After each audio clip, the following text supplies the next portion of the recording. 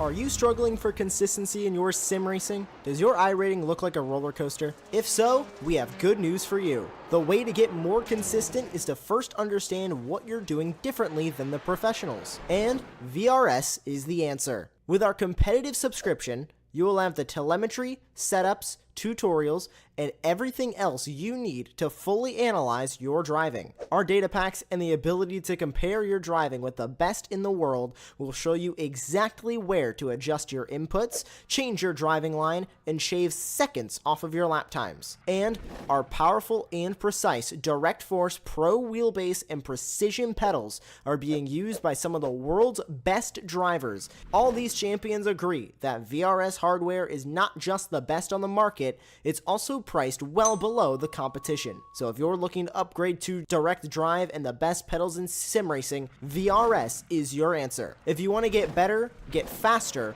and make it happen sooner rather than later, you owe it to yourself to find out why so many people are switching to VRS. You'll be so glad that you did. Visit www.virtualracingschool.com and learn why the best use VRS.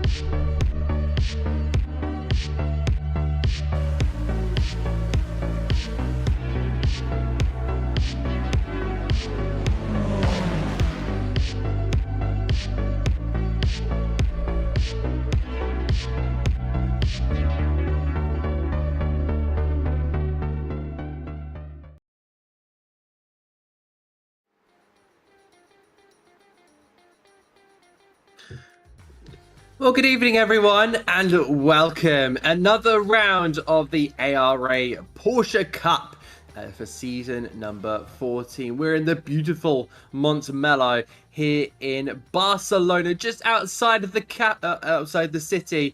What a beautiful place to have a race. It is going to be round number 6, I believe, of the championship, and our drivers are already straight into their qualifying. My name is Alan Rees. We should have Alexa Marshall alongside me, but unfortunately we won't be seeing Alexa tonight. So instead, I'm going to bring in the wonderful Jim Cunningham. As always in our production, doing our cameras, a fine job that he does. That's frightening. Instead of Alexa, you get me. But now we're gonna have a good time here at Catalunya this evening. Yeah, what a great circuit. Should be a fantastic circuit for these cars as well. It will be. Of course, it's a little bit tricky when it's it comes to the single-seater racing. You know, they're so aerodynamic that kind of the dirty air it gives us, it just makes it so difficult to overtake. But the track modifications that it's had over the last maybe half a decade has been making the racing a lot more interesting. So for sure, it will we'll see what our drivers can do in their Porsche Cup cars. You know, we've had plenty of GT racing around here. We just finished the Fanatec, the GT World Challenge Endurance Championship at Barcelona a couple of weeks ago. That was won by Alessio Piccarello, Patrick Niederhauser, and Sven Muller in their, Porsche indeed, as they went on to win the championship with Rutronic. A fantastic end to that one. And of course, we've had the recent Barcelona 24 hours as well in real life and both in iRacing. So really interesting championships to have in there, and we've now coming to a classic when it comes to racing as well, even in kind of tin top cars and cars with a roof as well. So we'll have to see how these drivers do at this moment in time, and it does seem to be the pro drivers are at this moment in time. We've already had our amateurs. That was won by home hero Alex Russell, so he'll be starting what seems to be on the 5th row of the grid already. So fantastic stuff there from the Spaniard. We look to be having about 20 8 drivers on this grid. It does seem like Alex Rosell will be the sole driver flying the flag for Spain. Let's have a look at our championship standings as well. I think that might be quite interesting to have a look at those if we can possibly do that. If we now go into what seems to be our standings, Porsche leads the way on 517 points ahead of Tony Despotakis, both of them not appearing last time out to the Hockenheim ring. Dominic Beck, who took a win last time around, he does go to 3rd place. A little bit of carnage there in the background with Kim Andre Bjorklund, who is also from Sim Racing Norway. He's ahead of his teammate Christian Carlson. Corey Lazarus, a decent result in the final race, went on to win. He remains on 390 points with Pascal Ville, Helder Sequeira, who did really well for ACA esports team, with Steve Clyde, Frank Porte Ruiz, David Atlerononis, Kevin Chevalier, James Parker, Oliver Schultz, Ben Pedersen, Joey Petrig, and Jason Munson will round off the drivers there in the pro standings. Let's have a look and see what we can see when it comes to the amateur, because I think it's worth mentioning. That's one that's going to be. I think it might be worth mentioning about the drop score. We now are factoring in drop scores already. Is that correct? Yes, indeed. We are now factoring in drop scores. So your 2 worst performances on the race track that you will be able to drop. So let's say you had a really bad result, maybe finished down in 20th at one point, you'll be able to just drop that and pick up and take some of your best results. Meanwhile, in the amateurs, Lenny Kiefer leads the way ahead of Tristan Engelstad, with Gordon Haug in P3, Sim Racing Norway driver doing superbly well there. Ruben Iglesias doing well as well for the ACA esports team, the Andorran, hoping to go even further. Joey Ireland has been improving week after week after week, with Alex Russell will be hoping to put himself even higher. He's 65 points off the championship lead. Thomas Worm and Ryan Stringer with Max Nevin Chai, the neighbouring country of Portugal, with Ruben Cueto and Danny Huntley, with Dylan Ham, Philip Pignac, Christian Gamalcharek, Javier Bullina, Florian Aina, and then Ellis Kassir and Tri Truong, who will round off our drivers in the standings for the amateurs. What a fantastic session we've just had, and it's going to be Corey Lazarus on pole position, with Tony Despotakis, Joey Petrick returning as well. He will sit into 3rd. Everyone now disconnects and will head onto the grid. Oliver Schultz will be in 4th, and Paul Giuffre, our championship leader, has been away from the race seat for about a week or so, just kind of relaxing from his Euro NASCAR race weekend. Of course, it wasn't quite a victory in the championship he was hoping for. He did win the rookie championship at least, but it wasn't quite what he was hoping for. We'll go into the grid as well as early as we possibly can, but yeah, Barcelona is going to invite a lot of action here. So Corey Lazarus just to line up on pole position ahead of Tony Despotakis, with Joey Petrick and Oliver Schultz. Then we find Paul Giuffre ahead of Christian Carlson. 2 battling cars will be on the third row of the grid. How close can they get? Dominic Beck will be alongside Kim Andre Bjorklund, with Pascal Ville and home hero Alex Russell. Jason Munson, the highest Brit, will be there in P11 alongside Steve Clyde. Let me move further down. P13 for Gordon Haug, ahead of Tristan Engelstad for Sweden. Then he finds his fellow countryman of Ludwig Axelsson, who makes his debut tonight, which had of James Parker and Ruben Iglesias. Ryan Stringer, Thomas Verman, Helder Sequeira, ahead of Kevin Chevalier and Walid Feza, another debutant tonight. Max Nevin Chai will start 23rd ahead of Danny Huntley, who will be on the 12th row of the grid, and then running off with Frank Porte Ruiz, Lenny Kiefer, Joey Ireland, and Alex Katsir.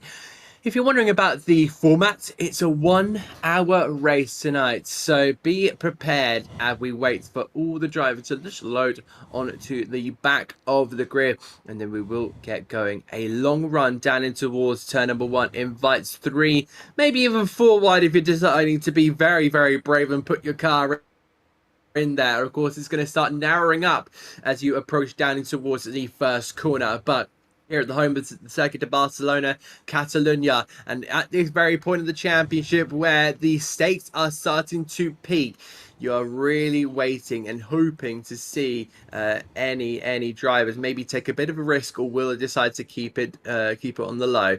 Clutches in then, build the revs, watch for the lights, And we go racing here at Barcelona, and it looks like it's to be a good start there from Tony Despotak as he tries to challenge the Kiwi down on towards turn number 1. Look at the second row there, starting to gain a little bit, and I think that's Kim Andre, that might be past Christian Carlson, my apology, trying to look in forward here.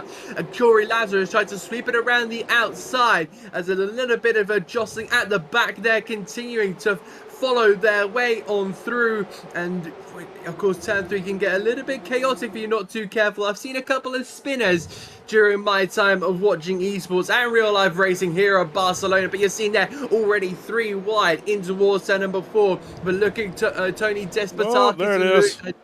Patrick, I think we've had a drive around there in the background, but a very defensive Christian Carlson, it seems like, on the defensive Dominic Beck there, and I wonder who's gone round. Is that Paul Dufro who's dropped 10 places, it seems like, from her half spin?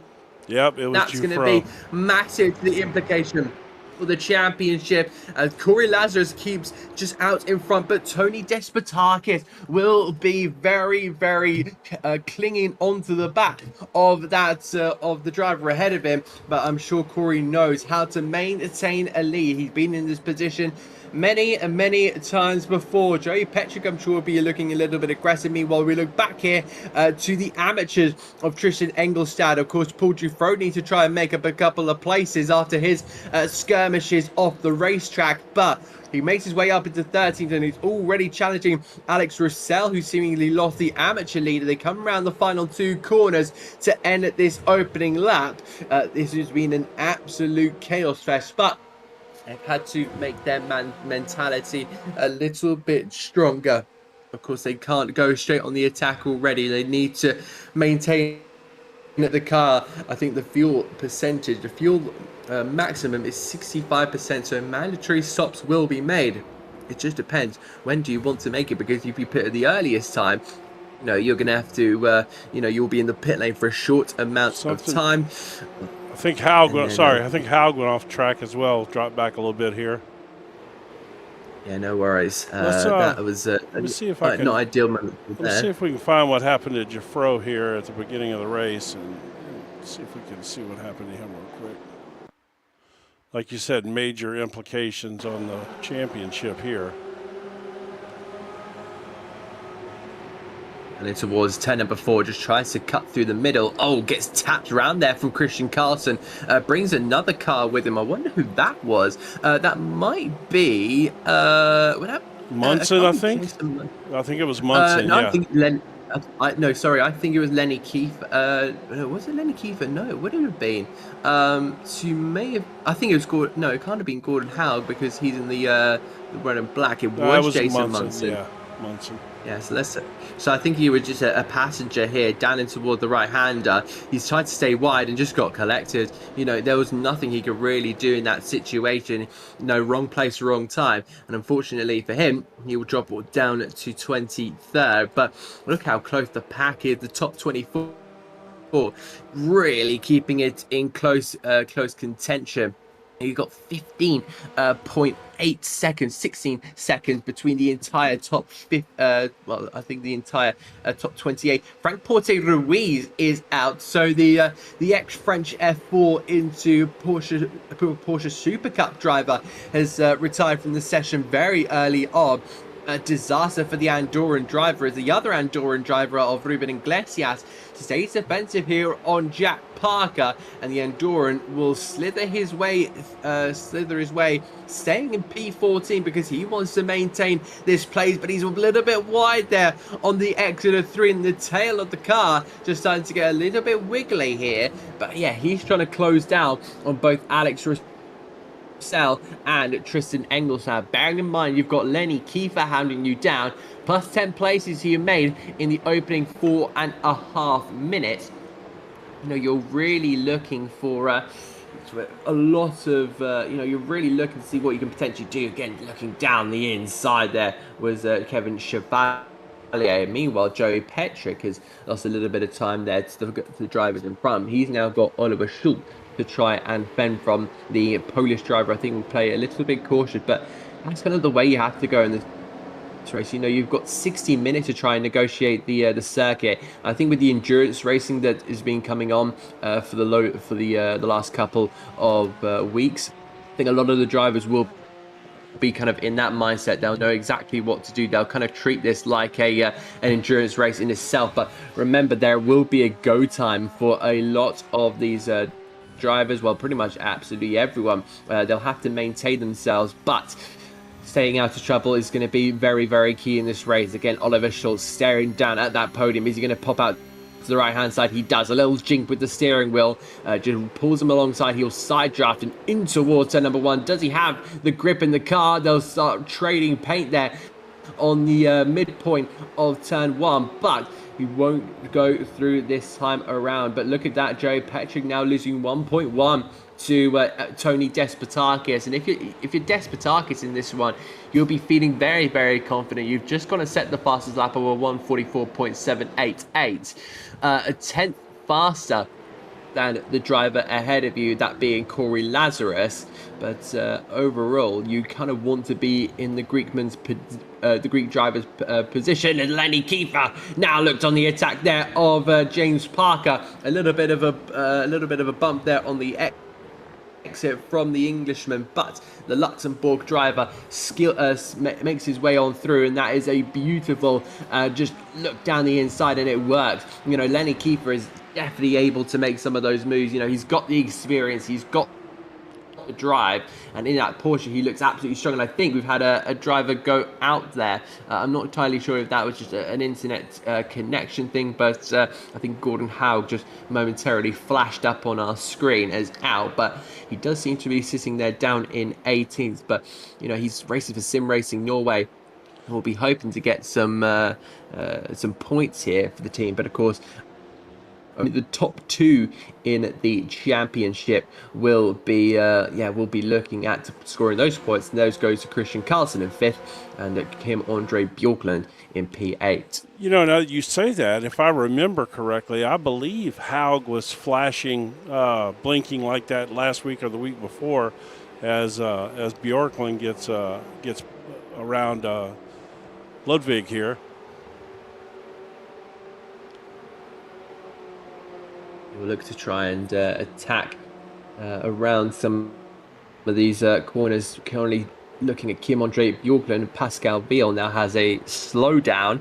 The German driver will just about try and hold on ahead. He's with his fellow countryman, of course, Dominic Beck. Of course, both those drivers got really good results. Dominic Beck, who came first in the first race at the Hockenheim Ring, and then it was Pascal Viel who just lost out to Corey Lazarus to finish 2nd. But there goes Kim Andre Bjorklund to try and make another position up. And will he go on and attack the other German? And how long will he take to try and get through on that? The RT esports driver of Pascal Ville, I'm sure, will just have to give up the ghost on that one. But look at the gap there to Dominic Beck. 1.5 seconds. That'll be very, very difficult to close down. You're just trying to maintain gaps at the moment, as well as Paul Dufro sends it down the inside of Steve Clyde for the Unity Racing team. You know, there is a little bit of frustration and a bit of a hot under the collar moment for Paul Dufro.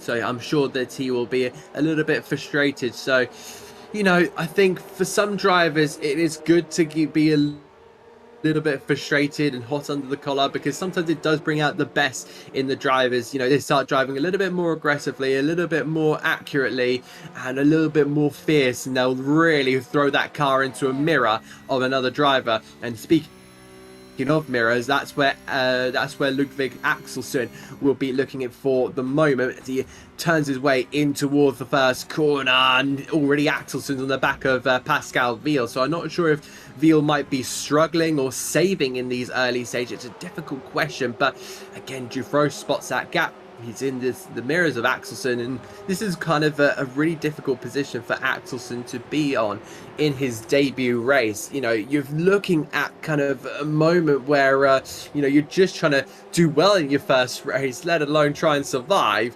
And Dufro, is already in the mirrors of the Swedish rookie, trying to push his way forward, giving them the bump up the back there for the Swedish driver, and then in towards the left-hander, and then he'll follow up through the right and in towards turn number 9 of this racing circuit, which I think probably sadly, my most kind of memorable moment about that was Heikki Kovalainen's accident back in the 2008 Formula 1 Spanish Grand Prix. That was a bit of a scary crash, but someone else is that scary is Paul Giuffredo, making it down the inside, and he's going to try and get the traction, but he's being blocked there by Pascal Ville on exit. Will he be able to switch it to the right-hand side? He absolutely does. Superb skills from the Frenchman, and he's put himself up into a 2-for-1 double deal. Yeah, you got him, picked him up a little 2-for-1 special right there. That was a really bad time for Veal to have the rear end twitch on him. It sure just set him up for that move right there. I'd love to go back and have a look and see if you can get a replay. Yep. I don't know if it triggers it like that, but no, we should again, be able to get that one. Let's see here. That would be great. Axelson also having a go here on Pascal Ville, but yeah, let's just have a look again at Paul Giuffredo. So let's have a look on board. Yeah, this ought to be interesting. As I say, let's have a look at it on the AI camera. And the inside gets it rotating there. You see Veal having his moment just there. He notices it, immediately darts to the right-hand side. He probably had to check if Axelson was there. So brilliant kind of awareness around him, because that could have very easily ended him being pitched into the right-hand wall if he wasn't looking at his right-hand side, and that's now got him up into 8th and already on the back of championship hopeful Kim-Andre Bjorklund. Yeah, this is he's wasting no time now moving back up towards the front. Like you said, he's driving with a lot of aggression right now, probably a little anger, I mean, if we're being honest, Giuffredo has not had the best past couple of weeks. Things didn't work out for him in his real life racing championship situation, and then he decided to miss a week here, which is certainly understandable. But then that's not doing his championships hopes any not helping for sure. It is a high pressure situation moment there for Paul Giuffredo. Go on. No, I saw we had a little incident here a moment ago, well, a few moments ago now, with Joey Ireland. I just thought I'd take a chance to see what happened here. Okay, he just okay, I thought it was just going to be an off track, but then it got a little worse.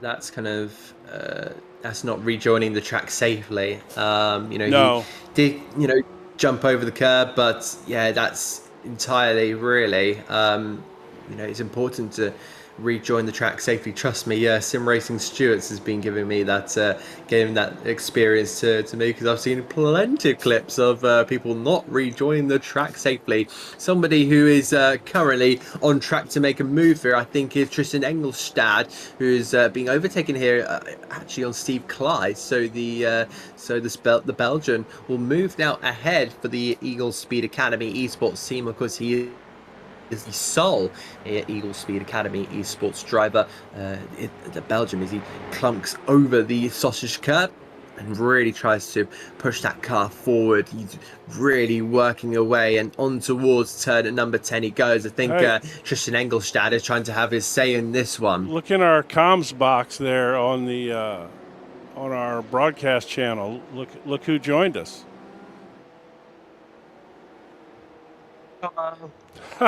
Hello. Well, howdy.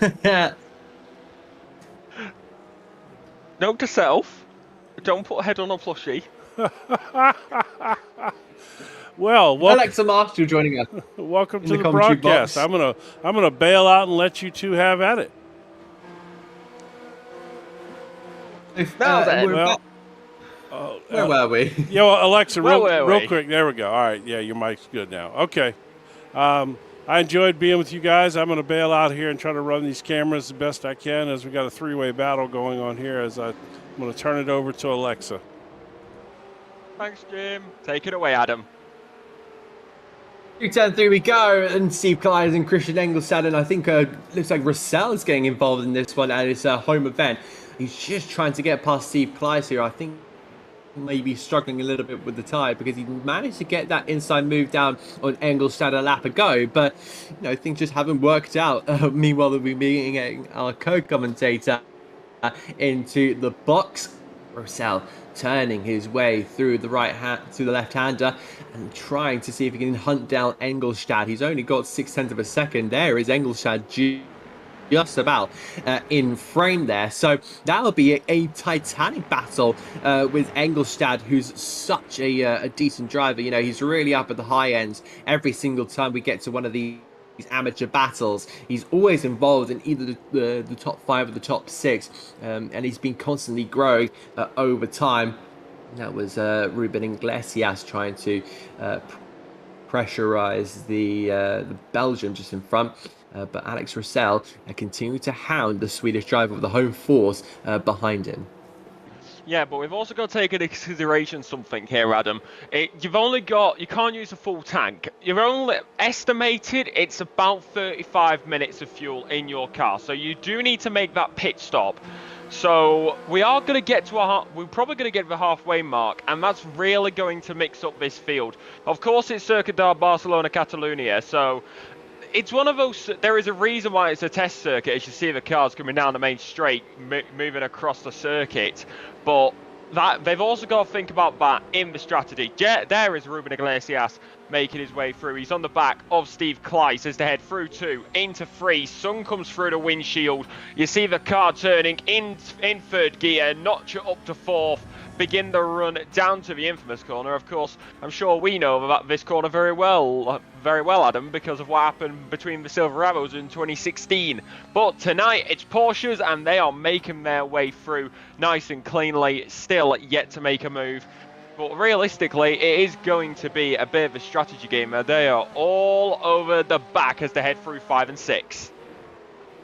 It's a tough battle, this one, between Kleiss and Iglesias, and again, that this is kind of sector of the group of cars and the rankings on the left-hand side is really starting to heat up. There's some of the closest battles, in fact, out in the entire circuit. Is Iglesias again trying to what seemingly is put Steve Kleiss under a lot of pressure. He tried the outside line, but then you start to get met with all the gravel that's being picked up there on the right hand side and thrown onto the outside racing line. So if you get caught with a bit of gravel, you are going to be having no grip under your wheels. And even now, Lenny Kiefer is going to start pouncing on him. So you're really getting involved in the battles every single time. Kleiss is just hanging on for dear life at the moment, but he's got a very, very angry Ruben Iglesias and a very competitive and fast Lenny Kiefer in behind. I mean, I think it comes down to the defence that he decides to go for here. Of course, no TC, no ABS. He is going to hold a pretty defensive line there. Lenny Kiefer and Ruben Iglesias still trying to fight their way through. Russell with a yellow, so that is most likely a slowdown. So that is going to cost them, especially through the right-hander. But they've got a nice little gap to the car in front. I mean, to the car behind, I should say. So that is how they're going to fare up at the moment. And we will remind you that this is the Apex Racing Academy Porsche Cup. And of course, Apex Racing Academy brings you bronze, silver or gold subscriptions.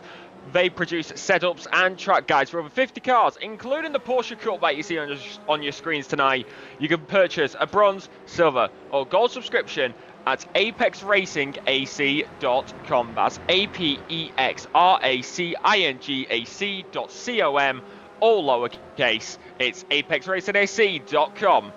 And this is now Ruben Iglesias still on your screens as they try and continue to fight ahead into this battle. Going to be going into the braking zone, and that is still no move made. Honestly, I don't know if this is what it's like for you, Adam, but for me, it's a bit of fresh air to be able to see some GT3s on the modern day Barcelona circuit. Yeah, you see a lot of, you see your Formula 1s, you see your Formula 2, your Formula 3. Euro Cup 3 and Spanish F4 are set to have their finale here in a couple of weeks' time. But it's great to see, Porsche Cup, and we've had TCR go around here, the 24-hour series and the GT World Challenge. I was just explaining that at the beginning of the broadcast. It's great to have those series kind of go around here, even in the virtual world. Lenny Keefe looks to go on the attack here, but Ruben Iglesias tries to maybe break a little bit later, and in fact that goes on towards the rear of Steve Clive and gets bullied out there, and Lenny Kiefer will take that 14th place. It was just pressurized driving there from Ruben Iglesias, and he kind of cracked at the first go on that one. He of course, just like an egg, you just cracked under pressure, and Lenny Kiefer just went straight on through. Fantastic move by the Luxembourg driver. But I want to have a look up at the top end of the field here, because Corey Lazarus is staying in P1 here, ahead of Tony Despotakis, of course, second place in the championship. And he needs this result. You know, he has dropped all the way down to 6th after not appearing last time around. And that's going to be massive. He needs to try and clamber back these points. He's less than 100 away from Paul Dufresne in the championship lead. Of course, looking at Corey Lazarus, he's currently sitting 9th. So if anyone out of these two drivers needs it more for their championship hopes, it's Tony Despotakis. You know, this gives him 140 points. You know, these are the maximum amount of points he can get out of this one. He's going to desperately need it, especially if you can see that Paul Dufresne is down in 7th on the relative. Or can we say make that 6th, because the Unity Racing car driver is going to be right up the rear here of Dominic Beck, who's chasing down Christian Carlson. And Carlson, I wonder if he's aware of the situations that he's about to be approached with, as Dufresne just sends that Porsche over the curbs. Yeah, as Gordon Howe a little bit further down the field, getting past Parker there for a moment. It seems like Parker may have gone off circuit. You saw the yellow flag pop up. So a slowdown, which ended up costing them that position. But like you were saying, Paul Dufresne is down here. So yes, Despotakis needs to take that advantage. However, you've also got to think about, we've seen how fast Lazarus can be. We've seen how quickly Petrid can be. So how is that going to fare for him? But also here for Paul Dufresne, we've seen how blistering fast he can be in this Porsche Cup car. And even though he's on the back of Beck, one mistake by Carlson just in front could possibly open it up for a 2-for-1 deal. So it really comes down, in my opinion, sure, he may be able to get past Beck, but in my opinion, the man to be wondering about is Carlson, and how much he is going to be wondering, and how much that pressure is going to be building up against him, as Paul Dufresne getting all over the back of Beck there as they head through the left-hander and through the right-hander. Again, not gonna lie, I'm struggling. I keep on forgetting that we don't have the hairpin there anymore, like the very old hairpin. I know. I'm surprised that you forgot about the chicane as well. Yeah, Steve Clive looks to have dropped down the field. I wonder if that was maybe a half spin. Looks like we've got a replay potentially here. Steve Clive is going to get tabbed there by by one of the cars here. Switch to the inside. Oh, the gap just wasn't quite there. It was a door that was probably always going to close, and that sends the Belgium round a couple of around about 45 degrees angle. It kind of went in backwards Formula Drift styles, and we think that's Lenny Kiefer, and it was Lenny Kiefer, the Luxembourg driver. So I wonder if a penalty will be coming in the way. And there you can see he tried to switch it. He tried to do what basically Dufresne did, but yeah, not successful that time around. And you know, that won't hopefully hurt him too much, but he'll hopefully be staying ahead of Gordon Howe. That will be the one he's keeping an eye out for. But Alexa might need a little bit of an idea of what happened with Paul Dufresne. He was on the he went down the inside of one of our drivers. I believe it was Tristan Engelstad, and then Pascal Veal in front of him had a big tank slapper, and then managed to switch it to the right hand side without contact with anyone, and made it through up into what I believe at the time was P8. He's batting with Dominic Beck now. Beck trying to get the traction, which he has done, but the inside line goes to the Frenchman, the 129 in the Unity Racing Team yellow and black car. He's up into P6, and every single week he is just doing something unbelievable. But yeah, being reminded that Paul Giuffreau, this driver started pretty much up in 5th place here, and by turn 4 was tagged round by, I believe, Christian Carlson, in fact, and then unfortunately one of our drivers being an innocent bystander in all of that. So he's very, very lucky to be back up here into 6th place, batting with Christian Carlson. And this is 1-2 in the championship. Giuffreau 517, Christian Carlson 487. And this is probably the worst position he would have been in. Meanwhile, Thomas Verm is a little bit further down the field. He's trying to overtake our debutant Wazid Feza, the Algerian driver. Really trying to play the defensive role there. You can't go any more defensive there. You got to stay on your line, Walid, and he does manage to stay A on his line and B defensive. Just notice down there in 27th, Kevin Chevalier is out, and he's part of the Unity Racing team. They have been dropping a couple of points recently as well, and they in fact lost the team's championship lead by what seemingly is over 130 points now. Let's have a look at Kevin Chevalier. Did he lose it all on his own? Yes, he did. Ooh. Side into the barrier. And I think that's suspension done. Yeah, oh, that's just square into the barrier. Right hand side suspension is going to be hurting after that one, and yep, back to the pits.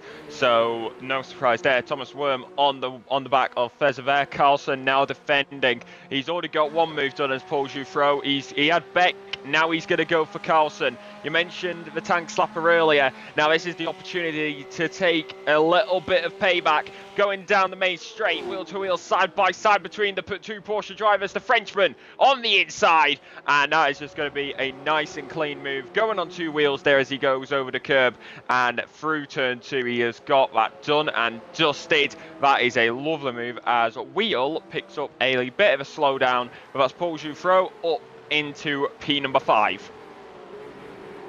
These superb moves are being put on display here, and we approach the halfway point of this race here at the Circuit de Barcelona, Catalunya. Of course, the 6th round of the championship, the 6th venue that we go to. And then, of course, we do go to Road Atlanta and then back into Europe for Imola as the finale. What a fantastic race that could end up being. But Dominic Beck there was looking to see if he could potentially do something. Meanwhile, Pascal Veal and Tristan Engelstad are having a little bit of a tussle. The Artiste car there on the outside is Pascal Veal, who we're locked into with now, and the Swedish driver will now be forced on the outside for turn number 10. Hard on the brakes, but the Swedish driver will just keep his position. I think, ooh, that's a very, very strange angle. That really put me off, I can't lie. What is it? What is that? Hey, what is that? Is that a course competition instead of iRacing? That's the old hairpin. That's the old hairpin. I don't know what you mean old. It's still very much used. It's still very much used. Just unfortunately not in iRacing, because we have the new modern day layout. Of course, Circuit de Barcelona Catalunya going through several different layouts, running on the layout now which F1 uses, and plenty of other series, of course, without the chicane at the end. And turn number 10 turned into a longer left-hander rather than the hairpin rather than the over 180 hairpin rather than it used to be. So that is what has changed in this circuit, as Wheel is trying to make his way into the top 10. Engelstad just behind, so the German chasing down the Swedish driver. 2 positions down is Pascal Wheel. Engelstad, we'll have to look at him in a moment, but now you've also got to be careful because you've got Russell in the back of this fight. You do. Alex Russell will be looking to try and pass Pascal Veal as quickly as he possibly can, depending on the pace that he currently has. Because, you know, if I look over at my lovely timing screen that we've been given last time around, Engelstad 45.7, Veal 48.1, and then Russell 45.3. So Tristan Engelstad with the fastest by a almost seems like a country mile, even with these slim margins. Despotakis has managed to stay on the rear end here of Corey Lazarus, and I think this is genuinely a move that's going to be, pretty much being pre-cooked here all the way to the very end. Think about the last 10 minutes that Line GP Tensor.com car will be looking to make that move, because you don't want to be making it now. And we do approach the 30-minute mark, the 50% mark, whatever you want to call it, the halfway mark. It doesn't matter. We are halfway through into this race with 50% left remaining. And Joe Petrick now has a slowdown penalty, which I believe might be either cutting or going wide at turn number 2. It could also be maybe track limits on the entries of turn 1 where he's tried to open up the corner, but yeah, that's not going to be an ideal situation there. He's almost 2 seconds back there. He isn't the only one. Gordon Haug has fallen foul of that. And we keep on tabs here with Christian Carlson, because he's now trying to stick with the Unity Racing team driver of Paul Jouffreau, as the Frenchman continues to try and push away. He's got a 3-second gap to try and bridge to Oliver Schultz, and this is where it starts to get difficult for the championship leader, because of course a winning full driver is very much looking to take a massive points in this one. And we've had an off here for Ludwig Axelsen. Ludwig Axelsen has dropped completely from the standings, and let's see what this is. He's had a moment out of 7, and it's just completely slowed down. He's gonna I'm not entirely sure what's happened there, but it completely slowed down. It could be, it might be a equipment issue, but I'm no idea, to be honest, because of course he was accelerating, he was braking, it was steering, but it was very, very on off in a way. Yeah, but so that's unfortunate for him. We're getting, like you said, Adam, we're at the halfway mark. We're just over it, actually. I'm starting to think now, what about fuel? Because we know no full tank. You have to make a pit stop.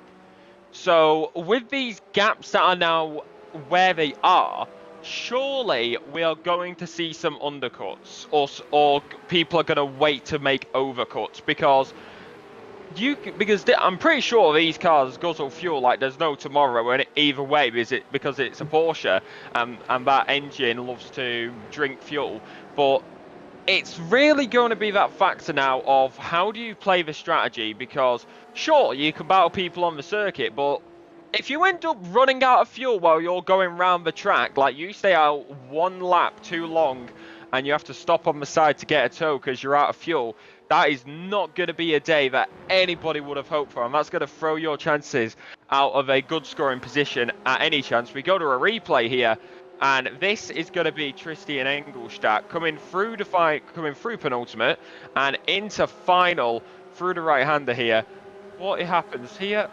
Oh, just an off track there. A little bit of dirt getting, well, I say a little bit of dirt. The gravel is basically rocks. So kicking up some rocks into the air and maybe at the car behind. Try and put them in the radiators. Maybe using the environment a little bit to try and slow down your competitors. I like your Mario Kart style thinking there. And somebody who's going to be doing a lot of thinking here is Corey Lazarus, because look at the pressure here from Tony Despotakis. I thought he'd be making that in the last 5 minutes, or the last 10 minutes, I should say. Doesn't decide to go for the move early here. He's just saying to Corey, I'm here. You've got to be careful of me. I'm going to make a move at some point. You just don't know when. A couple of pit stops are being in the making here. Dominic Beck pits now ahead of Tristan Engelstad. Danny Huntley's also in the pits as well.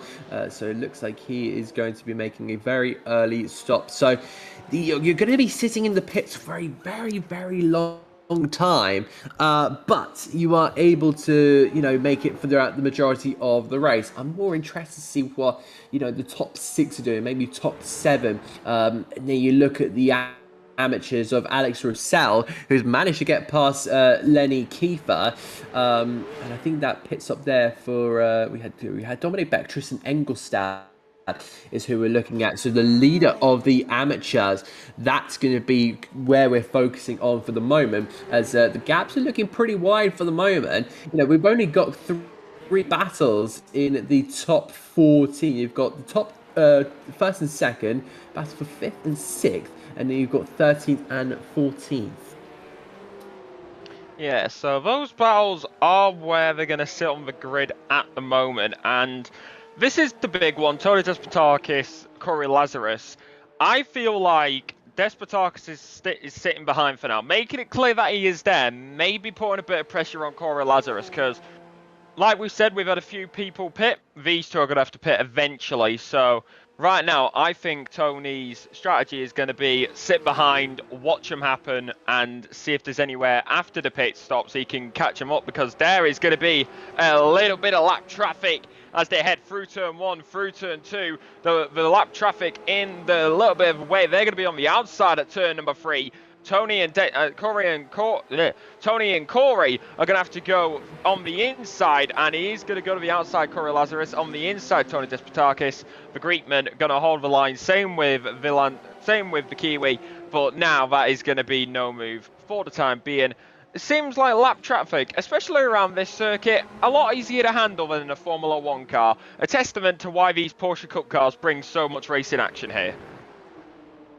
Yeah, it's been brilliant. You know, GT racing always, you know, proves something around this circuit. It's, you know, you may get an absolute banger of a race, you may get a little bit of a tame race. It kind of depends on the vibe of the race at this moment in time, how the drivers are sensing, and kind of the stakes that are happening at that moment in time. So you're really looking at, you know, everything around you, really taking in whatever you possibly can. We now continue with the battle, one of the battles in the top 15 here. Steve Clyde up against the rear here of Ruben Iglesias, the Eagle Speed Academy esports driver, has, you know, not had the easiest ride in the last 36 and a half minutes. Let's not get too thorough into it, but he's going to be thorough with his overtake, as he's going to lock up on the rear end there. He'll try and get the traction onto the outside here. Iglesias off into the gravel stones on the right hand side, and through goes Steve Clyde, a very experienced Porsche Cup driver, and once again taking another move. He now leaves the two Andorran drivers in 14th and 15th. So, you know, superb to see what they're all about in this one, and it's been absolutely a joy, I tell you, to see. Simply lovely for that kind of move as they head through the right-hander now. And this is once again the battle for the front, Tony and Corey Lazarus. So Steve Clyde, Ruben Iglesias still fighting a little bit further down on the timing tower, it seems. And with the rest of the grid, there isn't really too many gaps. So it's definitely starting to file out a little bit as the pit stop window comes through. Here is Steve Clyde on the back of Ruben, so they are going to be fighting once again down the inside at turn number 4, over the curb, round he goes. Ooh. Oh, it's all big hit into the front end there by Sikela, and now straight back to the pits. So not what Steve would have wanted. Let's see. I wonder if we could get an aerial shot of that, or an onboard with the driver from behind. That, of course, being Sikela, because that must have been very scary. This is at turn number 1. This is the start of development. Ruben Iglesias is going to go down the inside, and he's going to get it. That was nice and smooth. It looked like Sikela went a little bit deeper in the background. Coming through turn number 3, we're of course going to have Steve Clyde come onto the back of this. Steve is quite a bit behind, moves to the right hand side, goes for the move onto the grass. The door was always going to close, and that's why he got a tow, because that front bumper came all the way off Adam. Ideal whatsoever, and that is going to do terrible things to that Porsche. You just see there, right the forefire of your screen. Yeah, he would not have expected that and had absolutely nowhere to go. The bumper goes flying off. That's probably going to go to a Spanish fan as well in you know, that's going to go to a Spanish fan in the grandstands. But yeah, now that's going to be a horrible feeling for that car. And you just saw him kind of understeer in towards the corner and just thought, yeah, I can't do this. You know, the car's not responding to the way I like. So we're up to the 40th minute mark here. Munson's coming the pits as well. Of course, we know that Steve Clives is in for damage. So the highest pitter, in fact, is Dominic Beck here, who is in P14. Then you find Alex Rosell. It seemed like Tristan Engelstad is now behind him. So those two have made a pit stop crucially. Munson's in. Max Nevin-Chai's been into the pits as well. So everyone from Nevin-Chai down has in fact made a stop. So yeah, you're kind of seeing that drivers have been able to make it to the 40th minute mark. But this is crucial. If you can make it to the 40th minute mark, that's been absolutely amazing, because that means that you're able to maybe short your stop and go as far as you possibly can. This battle is for the amateurs. Now you've got your Lenny Keefe, you've got your Howe, you've got your Iglesias, you've got your Ireland, but they don't matter. They still need to make their pit stop as well. Rosell is going to now keep his car defensive. He has got the roar of the Spanish fans behind him, and look at that up in 10th. Keefer's in, Parker's in, Iglesias in. Keefer's going to be the one to watch here, because of course if he has the pace on him, he might be able to get into this battle at a good stage. There's still got a while around the track, and let's just stay here with Alex Rosell, because you know, if Keefer's exited the pits apparently. Let's have a look back at Lenny Kiefer. Has he made it out ahead of both these drivers? I think he has. Yeah, I think he has, because he's on pit exit already, and to be there, you're already mostly down the straight. There he is. There's Lenny Kiefer. We're going to see on the left-hand side if this is going to work out, and he's done it. To get that. What? That is absolutely astounding. Props to the pit crew on that one, because they got that car fueled up and ready to go as quickly as possible. Maybe throwing some extra tyres on there. Ferrari, take notes. And that is how it's going to fare for them. Lenny Kiefer, 14 positions up in this race as well. That's absolutely amazing for the Luxembourg driver. He's ahead of Rosell. He's ahead of Hengelstadt. That is very good. And speaking of pit stops, Corey Lazarus, Tony Despotakis, Petri and Schultz all into the pit lane. Pit crews, get ready. Take notes from Lenny's team, not Scuderia. Alexa, you've missed a couple in there. You've missed a few. Jufro, Carlson and Borkland as well. There you go. They've all made their way into the pits as well. Gordon Hauger's entered the pits. He's the final car from Sim Racing Norway in the field. But yeah, to give big credits there to Lenny Kiefer. He risked the strategy and started all the way down the field. I don't think he even got a lap time in, which was hugely critical. So for sure, Lenny Kiefer is going to be one to watch as he continues to look and try and extend his win rates here in the amateur class. In terms of the points, he's fighting right up into the heart of the top 10 as well, just continuously turning up to these events and, you know, being strong as ever. You know, I think he's only been twice out of the winning position. I mean, now continue here with Rosell just still on the back here of the Luxembourg driver. This is the battle that's going to go all the way to the end.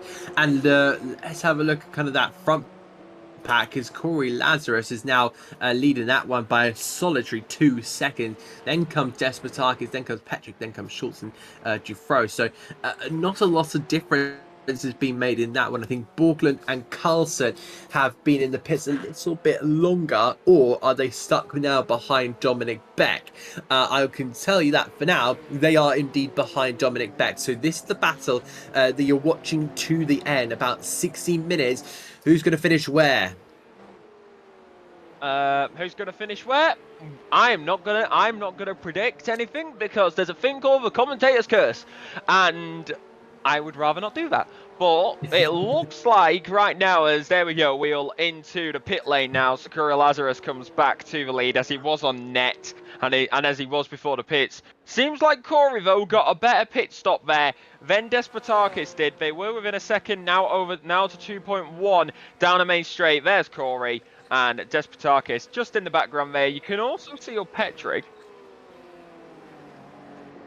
as all over the place, as apparently it shows a 3-second pit stop. No idea why that's happening, but that's what I heard of a tingle in my ear.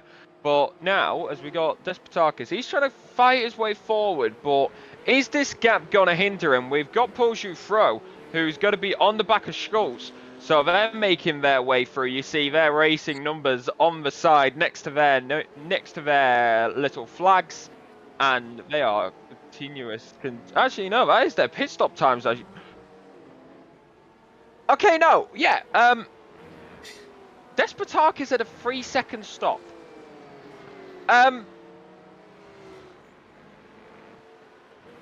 Is that all brakes, no gas?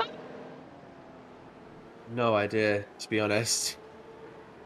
But yeah, looking further into this race, Corey Lazarus is taking the fastest lap over by Tony Despotakis. The margin? 4 milliseconds. 4 milliseconds. Corey Lazarus took the fastest lap away from Tony Despotakis, and it continuously get even ever closer. The amateurs continue to fight here. It looks like Oliver Schultz has now got a slowdown penalty there in 5th place, so not an ideal scenario in that one. You see a lot of drivers there up into the 44.9, and Engelstad up the inside there of Alex Rosell. The Spaniard tried to hold on for as long as he possibly could, but it just hasn't quite worked in the favour of the Spaniard. He drops to 3rd, but I think he'll be happy with the podium, but it could definitely have been a win. He may argue it at the end of all of this. Looks like Fezzer and Steve Clydes are in the pits. Fezzer with damage. Clydes is recovering from his earlier incident as well. So really interesting to see what happens with the Algerian driver. This is what happened with the Algerian driver, as I just mentioned, in towards turn number 10, in toward the corner, and the rear just went, no, I won't do that for you. Oh, big hit to the side. And that would have been, not entirely sure on that one, but might have been maybe, would that be Munson? It was a silver It might car. have been Sulk here, in toward the right-hander. Sorry, left-hander. Yeah, couldn't do anything. No, that's unfortunate. I'm getting the it was Oliver Schultz. It was the 128. I just saw the 128 on the side of the car. So Oliver Schultz, who was there in 4th, very, very unlucky. Wrong place, wrong time. Yeah, I mean, not what you would have hoped for. Like, the damage is going to come into effect now. Like, the front end of that car is not going to be playing nice. So now it's just going to have to be, I've got this damage now. How am I going to combat it? How am I going to keep going in a straight line? So that is what they're going to have to deal with at the end of the day now. Right here, you got Lenny Kiefer defending from Engelstadt and Russell. But either way, they will continue to fight here, as they are all amateurs, and this is going to be the lead for the amateurs. Kiefer leads it, followed by Engelstadt and then Russell. So final place in the top 10 is first in AM. So if you want an argument for why top P10 matters, this is why it matters, and Engelstadt is going to continue to try and close in that gap as Munson is going to get past Nevin Chaney, and that is now going to be a position there in the background for them. So no surprise as they make up plenty of moves as they head through turn 2, through turn 3. Turn 3 can cause a lot of understeer, but you can fix it by trying to evaluate your setup, which you can get at apexracingac.com. This is the Apex Racing Academy Porsche Cup Series, and Apex Racing Academy produces over 50 track guides and cars. The setups and track guides for the cars, I should say, including the Porsche Cup like you see tonight. You can purchase bronze, silver or gold subscriptions at apexracingac.com, APEXRACING AC.com. All lowercase. Go to apexracingac.com to get a bronze, silver or gold subscription, and you can get setups and track guides for over 50 cars as they come up through the right hander now. Begin the run down towards turn number 10, and this is Engelstadt still on the back of Kiefer. I'm going to say this though, from what I've seen, Kiefer is having an absolutely amazing night tonight, but now he's going to get put to the test with this fight, Adam. Yeah, he's going to really be tested all throughout this one, having to really play the defensive role as difficult as he can. He's really have to make that the widest Porsche in existence and really working his way through that last corner. You know, he's doing a superb job. You know, the reason why he made up 16 points, there's a reason why he's the amateur championship leader. And it's just been honestly so good to see Lenny Kiefer the last couple of weeks. He's been driving absolutely wonderfully. You see there, Engelstad and Rosell following each other, using that off track a little bit just to open up the corner, trying to see if they can find any advantage possible that they can in this battle. But Lenny Kiefer did the fastest, his personal best last time around, 1 minute 45.112. Rosell did 45.079 here, so he's now starting to find a little bit of pace. So I wonder if he is now looking to attack Engelstad, which will be absolutely fantastic for the Spaniard. Will he just try and maybe find the moment where he knows he can take P2? Because it will be such a difficult task to try and take P1 with 9 minutes remaining.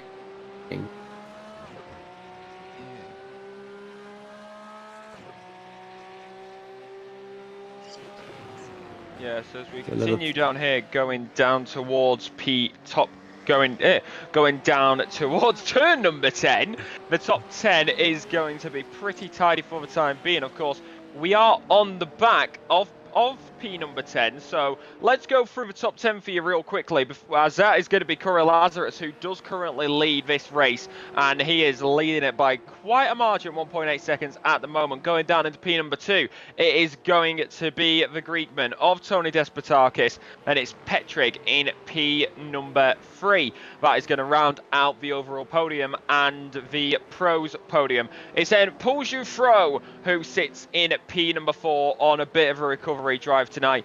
Then P number 5 is going to be Schultz. So Adam, you can take us through the rest of the top 10.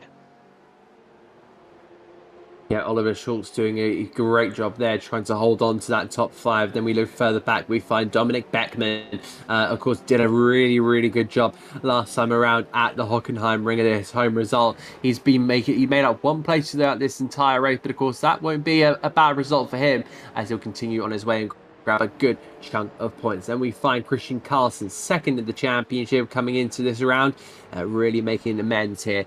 Despite dropping 1 place, it has been it's been a tough one for the Sim Racing Norway driver. Speaking of Sim Racing Norway, we then move back to Kim Andre Bjorklund, who is again another championship hopeful, but with this result, is it still on? It's very much questionable at this stage in time. He's just following his teammate, and they'll combine their scores to make up the points here for Sim Racing Norway as they look to extend their team's championship lead.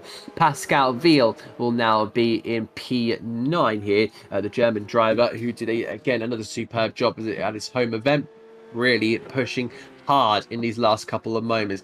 Lenny Kiefer, the Luxembourg driver, leads the amateurs as he continues to just fight away and hold off these two behind of Tristan Engelstad and Alex Rosell. Of course, Rosell was our pole sitter during our qualifying for the amateurs, but of course on home soil he would know this circuit from back the front. He has an opportunity to take second in the amateurs, but will that be done at this moment in time? No, it won't. Let's have a look back to Gordon Haug as he looks to try and just push on forward, but despite the zero change, it's not been that good for him. He'll have to try and come back when we return next time around at Road America. Then we find James Parker, my apologies, who went up 2 during this race. He is just being followed in behind by both Andorras of Ruben Iglesias in the amateurs, 5th in the amateur class for him for the ACA esports team.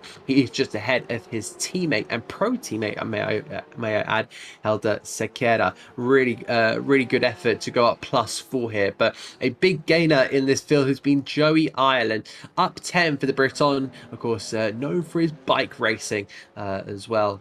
So that is going to be a big change for him, but he's been in the same racing community for a while, more than you think. Doing well there, up in 17th. Thomas Wurm for the W and S Motorsports currently sits P18, doing a decent job.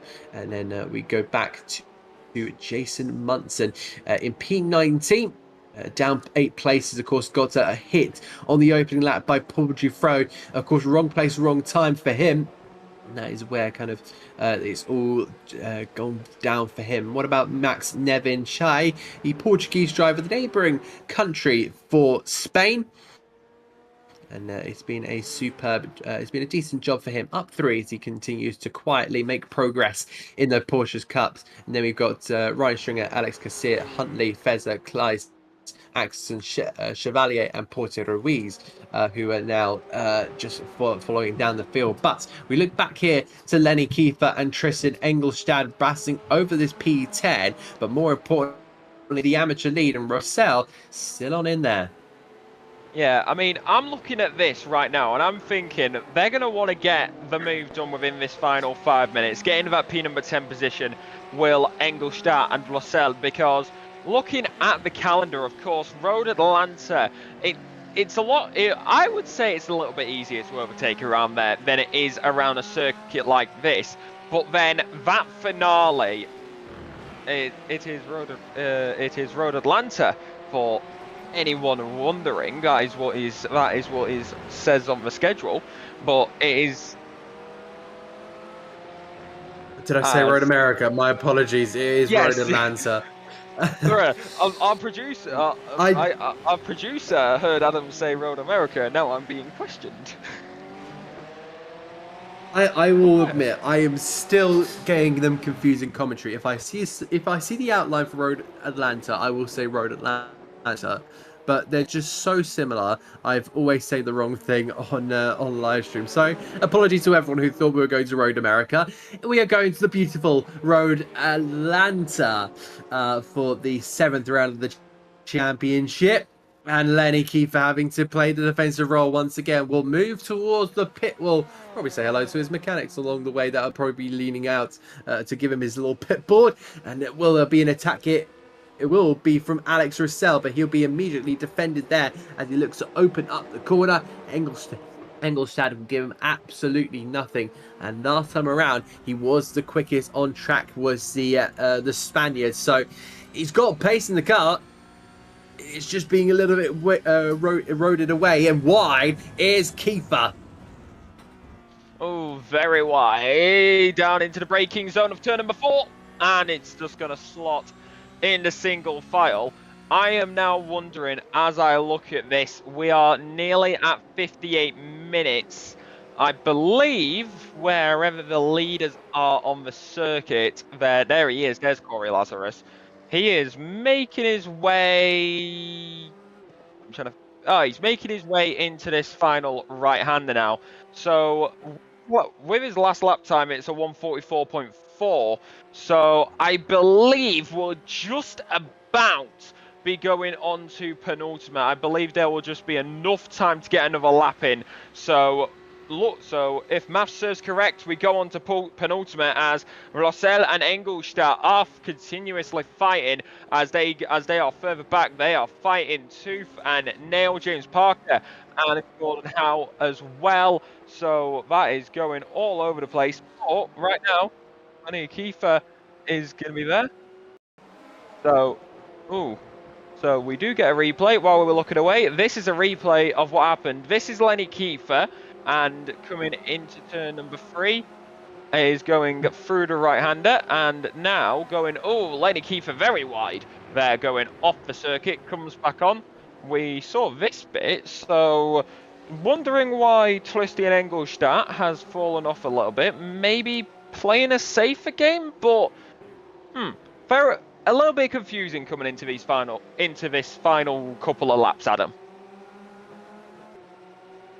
Yeah, we're still sitting on this replay. I think it might have been a potential off track there for Lenny Kiefer. That might have the reason why it got activated. But let's have a look once again. Round turn number 3. I think he just gets a little wiggle. I think he just glides off the road, it seems like. So, yeah, Lenny Kiefer just staying on track this time around. But, yeah, it does maintain in P10. Rossell there up into second. So that's a really, really good moment. But, yeah, I think we're about to now go on to the last lap. This is going to be close, in fact. But Corey Lazarus will look to just cross the line with a second to go. He has activated another lap to this race. Unbelievable. So if anybody's lacking fuel here, you're in a little bit of trouble here. And I think that's going to be an absolute blessing for Alex Rossell as he looks to attack. And speaking of attacking, Despotakis is right there. As Corey Lazarus made a bit of an error here in this final lap by backing off too much or too little, arguably, and allowed the Greek driver to be put onto the back of him. Now, is he out of fuel? Is Corey Lazarus running on fumes? Is Despotakis desperate for a move? He spots the gap. He locks up there on towards turn number 5. Corey Lazarus playing in a defensive role massively. Is he out of fuel? That's the big question. No, he'll be looking at his fuel gauge thinking, will I make it? Will I make it? Will I make it? Continuously rotating around in his head. Despotakis will look to be on the attack this time around. Will he go in towards turn number 10 because there's a gap opening up closer to 4/10 of a second? He'll have to make an absolute lunge if he wants to make this one, but the sun sets here in Barcelona and the race is going to curtain off, which seems to be a titanic fight. Round the outside goes Despotakis, but doesn't find the gap. It gets closed off there. He gets a bit of an exit and he's into the lead. Corey Lazarus has run out of fuel. Corey Lazarus has timed it wrong. Tony Despotakis throws himself into championship contention and will win here in the most dramatic way possible. Who will take second? It's Joey Petrick, but a black flag turning into, I think that might be a slow down or a penalty. It will be Lazarus from Dufro, from Schultz, from Beck, from Carlson and Bjorklund. Pascal Veal, I'm pretty sure is a little bit higher up the field. He's finished 9th in the amateurs. Meanwhile, it'll be Lenny Kiefer to hold on to this win, up 16 places. He has to be driver of tonight. But a big round of applause to Alex Rossell, 2nd place in the amateurs. What a win for Despotakis. What a horror show for Corey Lazarus. What an absolute brilliant run to 10th for Lenny Kiefer. And what a fantastic podium for home countryman Alex Rossell. Let's have a look at this. Despotakis saw it around the outside. Corey Lazarus said no and decided to shut him off. But then the car shut off because it has no fuel. And you just saw him kind of wiggle away and say, do I have anything left? Do I have anything left? No, I don't. And I think I do wonder what happened with that Joey Petrick black flag. And there he goes round the outside of Lazarus. Lazarus must be absolutely heartbroken after that one. He's going to get no push back home. And Lenny Kiefer will glide on through for his another victory in the amateur class. we're going to see what happened with Joey Petrick. It seems if we can potentially get a replay on that one, because it'll be uploaded with the black flag. But of course, my iRacing knowledge is quite limited into what happened there. So will he kind of qualify for second in that one, or?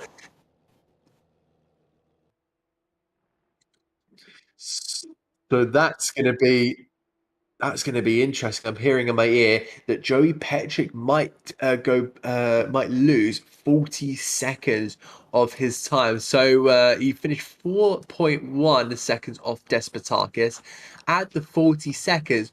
44. Well, that means that's going to put him down into 15th. That's not going to be good whatsoever. So Lazarus, I think, may hold on to second. And there you go. The official results look like this. Tony Despotakis at the death will take it ahead of Corey Lazarus. Paul Dufro will finish home in third in recovery drive that I'm sure that he will be delighted with himself after having a bit of a tank slap, getting taken out really by another one of our pro drivers. And then it will be Oliver Schultz, the Polish driver, followed by Dominic Beck and Christian Carlson. Kim-Andre Bjorklund picking up 6-7 for the Sim Racing Norway. Pascal Veal will be in P8, followed by Lenny Kiefer, who will come home as our amateur winner ahead of Alex Rossell.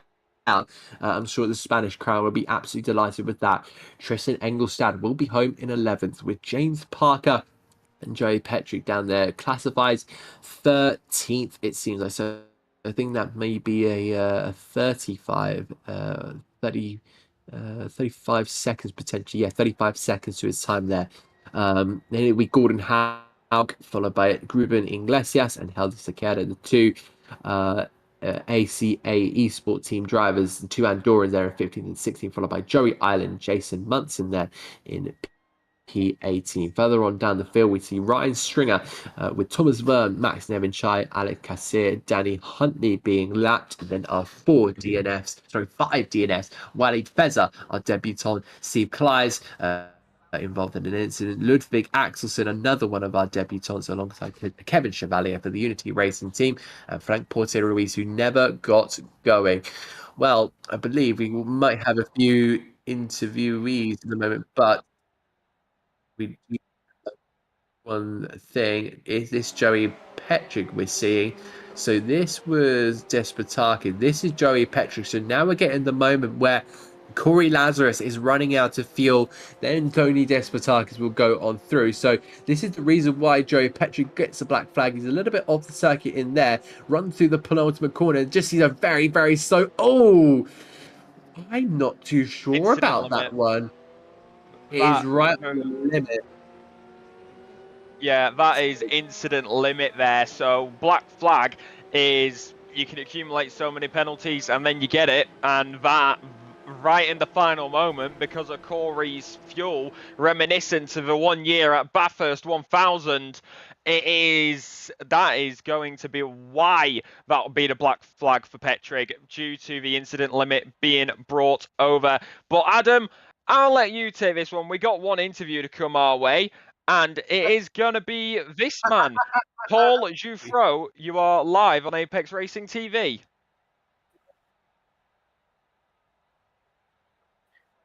So we'll start with Paul Dufro. Paul, it's good to have you back here on Apex Racing TV in the ARA Porsche Cup.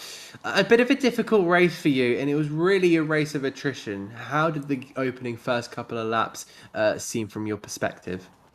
Yeah, the first lap was a real nightmare for me. I had the second lap time on the quali, but I made enough track, so I was a bit disappointed to be only P5, but I think I ended the lap at P14, so yeah, it was a bit of like a nightmare. But yeah, after the comeback was really fun, to be honest. I took a lot of fun, and yeah, I made some nice dive.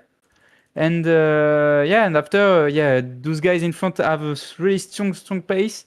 I wasn't able to practice a lot, but I mean, I think if I was able to practice more, I wasn't able to I will not be able to get those pace. So yeah, big congrats to them. I think I didn't saw the race, but I think there is a little bit of drama between them because we saw Corey finishing without fuel. So yeah, yeah. So my race was pretty cool, but the first lap was horrible.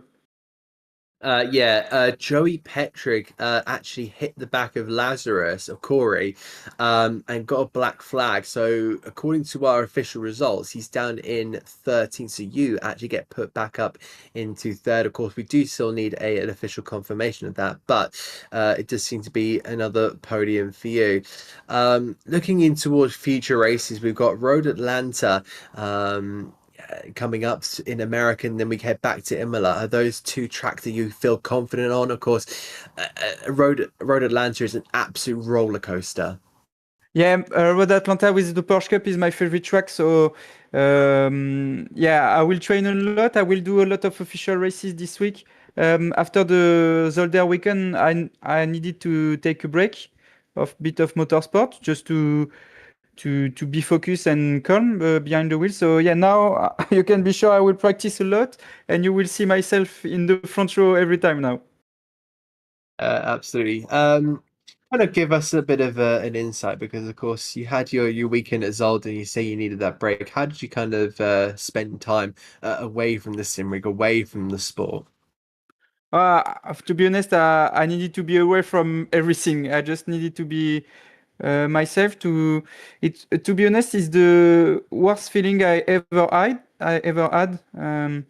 I was fighting for the championship. I was able to overtake the championship leader, but I've been destroyed by the rear, so my championship chances was gone. So yeah, to be in that kind of situation make you think a lot. So yeah, I just needed to do nothing. So I played a lot at FIFA. I played with some friends at like Valorant, something like that, just to keep my mind a bit far away of motorsport to come back really stronger. And yeah, I feel prepared now. I feel ready to go back to the fight. Yeah, I did actually watch that race. Honestly, I really felt for you in that moment, just seeing the wheel completely bent on the inside there. So you kind of feel we're a little bit more rejuvenated, would you say? Yeah, I'm not at 100%. It will be lying if I told you, but yeah. After this crash, I made a pretty strong race the Sunday, but you can be sure that the week after I was really, really at 0% of mental aspect. I was really dead at the inside. And so I went to see some guys to talk, like a psychologue or something. I don't know the English word, but yeah. So yeah. So now I'm I'm full confident about my racing and everything, and yeah, we'll go back to work now. Yeah, absolutely. It's been a pleasure to have you on. Fantastic recovery. Before you go, you may have to drop me a message when you officially get confirmed. Hopefully for the Euro NASCAR 2026 season. Just give me a quick notification. I'll keep it between us. But yeah, hope to see you. Hopefully we'll see you back again for the last two rounds of the season. And of course, from my side, definitely hope to see you battling for that Euro NASCAR championship. It's been a pleasure watching you on the racetrack in both real life and the virtual world. Take care of yourself. Thanks a lot. Thanks. Take care, mate. So that was Paul Dufro, the third place driver. Of course, we still need that official confirmation because on our timing screens it says he's fourth, but Joey Petrick's black flag and incident limit does put Dufro up into third. But yeah, it looks like we did for the moment have Despotakis and Alexa. I will let you cover this one.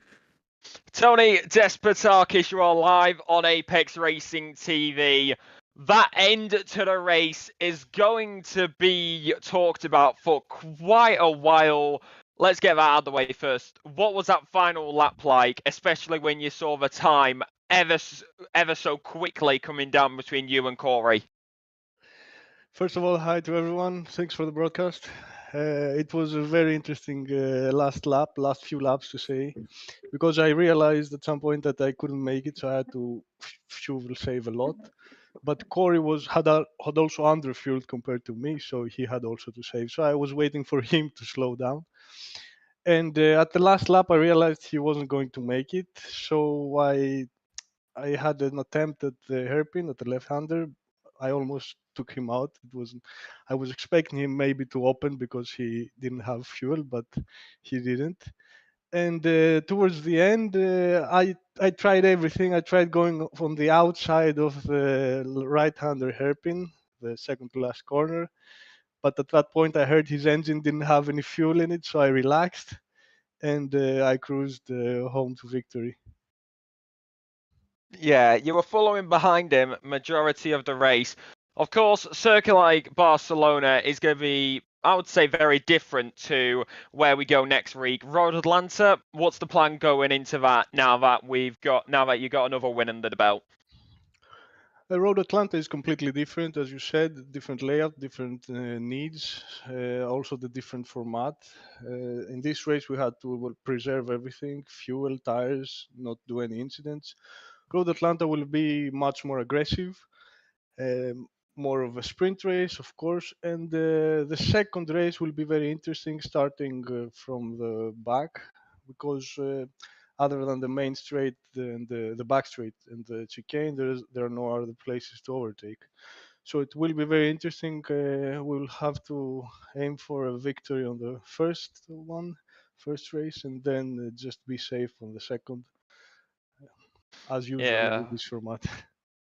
Yeah, play it safe and just let the driving do the talking. Of course, just as a final bit of an overall perspective for the race, do you think there was any way you could have improved upon? I hadn't had much practice, to be honest, because I hate this track. So I knew I had okay pace, and I focused mostly on optimizing the setup for tire preservation. I had lots of help from my new teammate Joy in the setup. He gave me the last tip that improved during the official practice that we did before the race. So yes, I didn't do any big mistakes, small mistakes here and there. Corey was doing an excellent race, I have to say. So if it wasn't for the fuel, he would have won easily. He was like a bit faster than me everywhere. So I was taking advantage of his slipstream mostly on the first stint.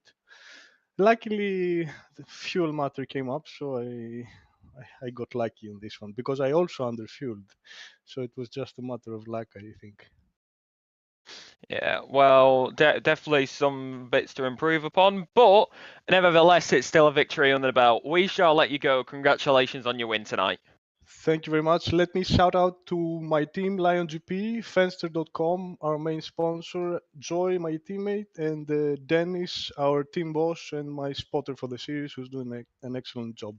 Thank you very much, guys. Have a good evening. Have a good evening to you.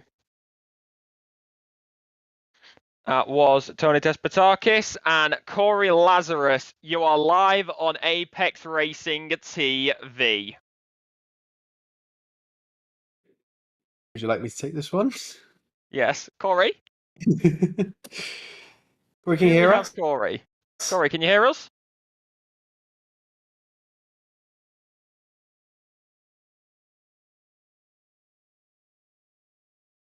He's probably maybe watching morning, back the broadcast.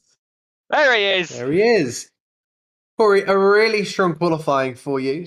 You managed to put it onto pole position. Talk us through the lap. I got you. You got me? Yeah, we can hear you. Yeah, we got you. So, just saying you had a really strong qualifying session. Talk us through the lap. Let's start at the beginning of the positives.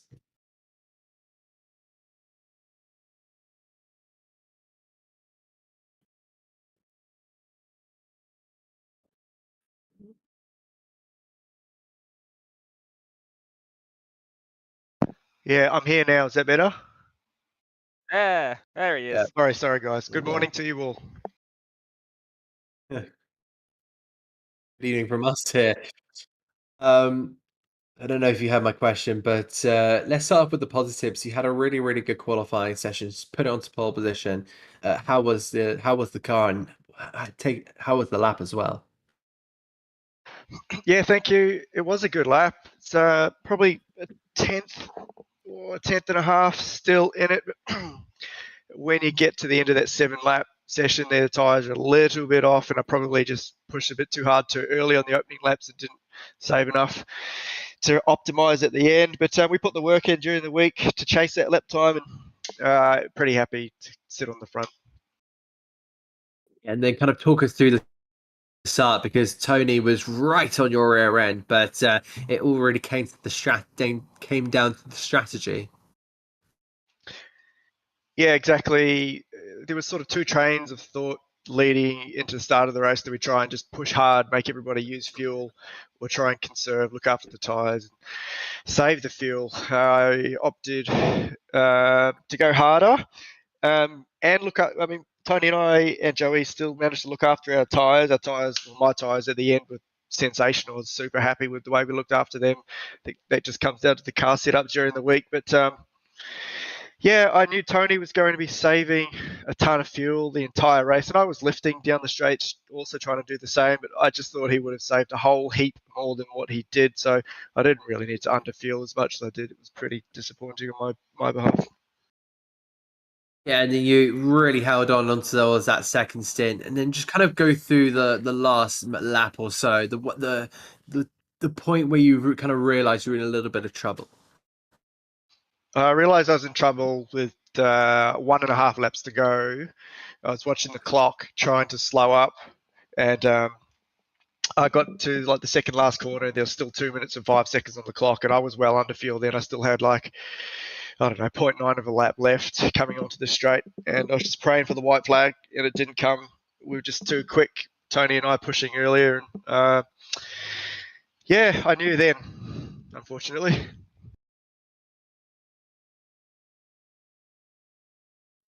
So yeah, I don't know how far you're aware of, but you were your second away from taking the checker flag. So, you know, those are the margins you're kind of dealing with. But I want to go on to brighter and better things. You've got Road Atlanta followed by Imola for the next 2 weeks.